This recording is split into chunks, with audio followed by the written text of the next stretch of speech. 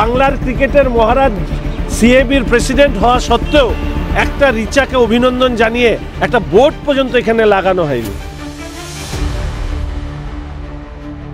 সিএবির পক্ষ থেকে, রাজ্য সরকারের পক্ষ থেকে অভিনন্দন জানাতে সারা কলকাতা জুড়ে, এমনকি ভারতীয় ক্রিকেটে পরিচিত ইডেন, সেই ইডেনে একটা পোস্টার হোর্ডিং কিচ্ছু নেই। আজকে যদি সৌরভ এই কাজ করত, তাহলে কলকাতায় আমরা যে আড়ম্বর দেখতাম, যে অভিনন্দন দেখতাম, বার্তা দেখতাম, আজকে রিচা কলকাতার বাইরের মেয়ে বলে আজকে কি সেই অভিনন্দন থেকে বাদ পড়ে গেলেন? ঘরে ফিরলেন সোনার মেয়ে, বাংলার প্রথম বিশ্বকাপ জয়ী ক্রিকেটার রিচা ঘোষ। শিলিগুড়ির বাগডোগরা বিমানবন্দর থেকে সরাসরি বাড়ি গেলেন হুটখোলা জিপে করে। তাকে সংবর্ধনা জানালেন শিলিগুড়িবাসী। একেবারে ব্যানার, পোস্টার থেকে শুরু করে ফুলের তোড়ায় তাকে মুড়ে ফেলা হলো। তাকে অভিনন্দন জানাচ্ছেন সকলেই। কিন্তু শহর কলকাতায় যেন ভিন্ন চিত্র। শহর কলকাতায় কোথাও কিন্তু পড়েনি রিচার কোনো পোস্টার, ব্যানার। প্রথম বাংলার বিশ্বকাপ জয়ী ক্রিকেটার, তারপরও এমন চিত্র। আমি যেখানে দাঁড়িয়ে রয়েছি ঠিক ইডেন গার্ডেন্সের ঠিক বাইরে, সিএবির তরফ থেকেও কোনো রকম কোনো রিচাকে নিয়ে পোস্টার, ব্যানার বা কিছু সংবর্ধনা জানানো হয়নি, এমনটাই অভিযোগ করছেন শিলিগুড়ির বিধায়ক শঙ্কর ঘোষ। শুধুমাত্র কংগ্রেচুলেশনস টিম ইন্ডিয়ার যে সকল প্রত্যেকটি ক্রিকেটার রয়েছে তাদের একটি ছবি দেওয়া রয়েছে এবং তাদেরকে অভিনন্দন জানানো হচ্ছে, তা নিয়ে যথেষ্ট ক্ষোভ প্রকাশ করেছেন এবং সেখানেও যেন উত্তরবঙ্গকে বঞ্চনার কথা তুলে ধরছেন শঙ্কর ঘোষ। শঙ্কর ঘোষ আরও বিস্তারিত কি বলছেন আপনাদের সরাসরি শোনাবো। দেখুন, আমি গতকাল কলকাতায় এসেছি।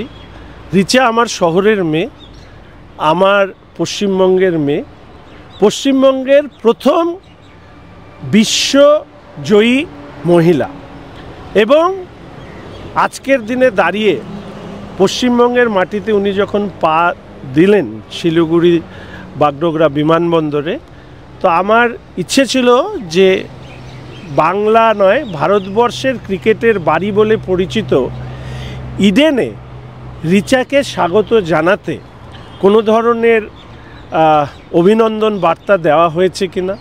আমি চোখ রেখেছিলাম যে রিচা সহ ভারতবর্ষের ক্রিকেট টিমকে অভিনন্দন জানাতে প্রধানমন্ত্রী, রাষ্ট্রপতি তাদের সাথে সাক্ষাৎ করেছেন। সেই রিচাকে স্বাগত জানাতে বাংলা এবং বাঙালির অস্মিতা নিয়ে কথা বলা রাজনৈতিক দল তৃণমূল কংগ্রেস, তার পরিচালিত সরকার, যার মুখ্যমন্ত্রী একজন মহিলা, তার পক্ষ থেকে বাগডোগরা বিমানবন্দরে ক্রীড়ামন্ত্রী উপস্থিত আছেন কিনা সেটা দেখবার যেরকম ইচ্ছে ছিল, সাথে এই শহরে যে ওমেন্স ওয়ার্ল্ড কাপ 2025কে সামনে রেখে সারা ভারতবর্ষ উদ্বেলিত হয়েছে, সেই ওয়ার্ল্ড কাপের প্রতিনিধিত্বকারী সদস্য রিচাকে কিভাবে স্বাগত জানানোর জন্য পশ্চিমবঙ্গের রাজধানী প্রস্তুত হচ্ছে তা খতিয়ে দেখতে গিয়ে দেখলাম যে আমার পেছনে ইডেন গার্ডেন্স, সেটা আসলে আমাদের কলকাতা কেন্দ্রিক যে ব্যবস্থা, সেই ব্যবস্থার প্রতীক হয়ে কলকাতার বাইরে থাকা মানুষকে কতখানি উপেক্ষা করা হয় তার প্রমাণ হিসাবে জ্বলজ্বল করছে। রিচার কোনো ধরনের পোস্টার, হোর্ডিং কিছু নেই, এবং দুর্ভাগ্য হলেও সত্যি, আমরা যাকে মহারাজ বলে থাকি, তিনিও যে সাফল্য আমার দেশের জন্য নিয়ে আসতে পারেনি, সেই সাফল্য রিচা নিয়ে আসলেও এতখানি কেউ হয়তো এটাকে অন্যভাবে নেবেন না। তার মানসিকতার সংকীর্ণতা কোন জায়গায় পৌঁছেছে যে সিএবির প্রেসিডেন্ট হওয়া সত্ত্বেও এই সিএবিতে একটা সিএবির পক্ষ থেকে, রাজ্য সরকারের পক্ষ থেকে অভিনন্দন জানাতে সারা কলকাতা জুড়ে, এমনকি ভারতীয় ক্রিকেটের বাড়ি হিসাবে পরিচিত ইডেন, সেই ইডেনে একটা পোস্টার, হোর্ডিং কিচ্ছু নেই। তার দুটো কারণ হতে পারে। এক, ক্রিকেটার মহিলা, কিন্তু সারা ভারতবর্ষ দেখেছে মহিলা ক্রিকেটের ফাইনাল আজ পর্যন্ত যে পরিমাণ দর্শক দেখেছে, রাস্তায় নেমেছে, তা অতীতের সব রেকর্ডকে ভেঙে দিয়েছে।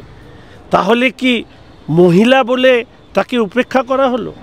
2, আজকে যদি সৌরভ এই কাজ করত, তাহলে কলকাতায় আমরা যে আড়ম্বর দেখতাম, যে অভিনন্দন দেখতাম, বার্তা দেখতাম, আজকে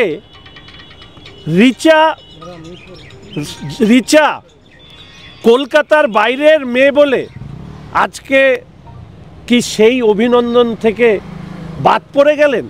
এই প্রশ্নটুকু আমি পশ্চিমবঙ্গের সাধারণ মানুষের কাছে তুলে ধরবার জন্য আজকে ইডেনের সামনে এসে আপনাদের মুখোমুখি হলাম। আগামীকাল তো সিএবির তরফ থেকে সোনার ব্যাট সহ বিভিন্নভাবে তাকে সংবর্ধনা দেওয়া হবে, মুখ্যমন্ত্রীও থাকতে পারেন এমনটা জানা যাচ্ছে। দুটো শব্দ আছে, একটা আন্তরিকতা আর একটা যান্ত্রিকতা। আন্তরিকতা হলো স্বতঃস্ফূর্তভাবে হয়, যান্ত্রিকভাবে কোনো সম্বর্ধনা কখনোই মন ছুঁয়ে যেতে পারে না। আপনার মনে হয় না আপনার কাছে হয়তো অগাধ অর্থ আছে, সেই অর্থ দিয়ে আপনি অনেক কিছু দিতে পারেন, কিন্তু আজকে রিচার কাছে যদি এই খবর পৌঁছয় যে বাংলার ক্রিকেটের মহারাজ সিএবির প্রেসিডেন্ট হওয়া সত্ত্বেও একটা রিচাকে অভিনন্দন জানিয়ে একটা বোর্ড পর্যন্ত এখানে লাগানো হয়নি, ফলে আগামীকালকে দিয়ে আজকের এই না থাকার যে ব্যর্থতার ইতিহাস, এই উপেক্ষার ইতিহাসকে মোছা যাবে না। দেখুন, আমি প্রথমেই যেটা বলেছিলাম যে কলকাতা কেন্দ্রিক একটা ব্যবস্থা পশ্চিমবঙ্গকে পরিচালনা করে, যার মধ্যমণি হচ্ছে মুখ্যমন্ত্রী। তিনি কলকাতার বাইরের মানুষদেরকে দয়া করেন। আর কলকাতায় আপনি যে প্রসঙ্গ উল্লেখ করলেন, আইপিএলে কেকেআর জেতবার পরে যে সম্বর্ধনা অনুষ্ঠান হয়েছিল, সেখানে মুখ্যমন্ত্রীর অভিব্যক্তিতে প্রমাণিত হচ্ছিল উনি কি চান। আজকের দিনে দাঁড়িয়ে কলকাতার বাইরে থাকা প্রত্যেক নাগরিকের নিশ্চিতভাবে এটা ভাবতে হবে যে কলকাতার বাইরে থাকলে কি উপেক্ষা, আর কলকাতায় থাকলেই কি একমাত্র সম্বর্ধনা? এটাই কি পশ্চিমবঙ্গের একমাত্র রীতি? এই রীতিকে ভাঙাবার জন্য, এই বিষয়টিকে তোলবার জন্য পশ্চিমবঙ্গের মানুষের কাছে আজকে এখানে দাঁড়িয়েছি। দ্বিতীয়ত হচ্ছে, শুধু মুখ্যমন্ত্রীর সাথে ছবি কেন, আমি নিজে ব্যক্তিগতভাবে দেখলাম যে ঝুলন গোস্বামী যেভাবে অশ্রু সজল চোখে তাকে যেভাবে প্রত্যেক মহিলা ক্রিকেটাররা জড়িয়ে ধরছিল, নিশ্চিতভাবে সেটা আমাদের কাছে অনেক গর্বের, কারণ ঝুলন এই পশ্চিমবঙ্গ থেকে উঠে এসছে। আমাদের সৌরভ, যার খেলা থাকলে আমরা কখনো টিভির সামনে থেকে উঠিনি, সেই সৌরভ সিএবির প্রেসিডেন্ট। না ক্রীড়ামন্ত্রী না সৌরভ গাঙ্গুলি নিজে রিচা ঘোষকে যখন পশ্চিমবঙ্গের মাটিতে পা দিচ্ছে তাকে সম্বর্ধনা জানানোর জন্য কেউ উপস্থিত থাকতে পারেননি। যাদেরকে সম্বর্ধনা দিতে প্রধানমন্ত্রী, রাষ্ট্রপতি সময় বের করতে পারেন, সেই বাঙালি রিচাকে সময় দেওয়ার জন্য বাংলার প্রতিনিধিত্বকারী শাসক এবং ক্রিকেটের মুখ হিসাবে পরিচিত সৌরভের অনুপস্থিতি নিশ্চিতভাবে লজ্জার। ক্যামেরায় অভিজিতের সঙ্গে শোভনের রিপোর্ট, বাংলা হান্ট, কলকাতা। আরো ভালো ভালো খবর দেখতে সাবস্ক্রাইব করুন বাংলা হান্টের ইউটিউব চ্যানেল। বাংলা হান্টের আরো খবর দেখতে নজর রাখুন। বাংলা খবর মানেই বাংলা হান্ট।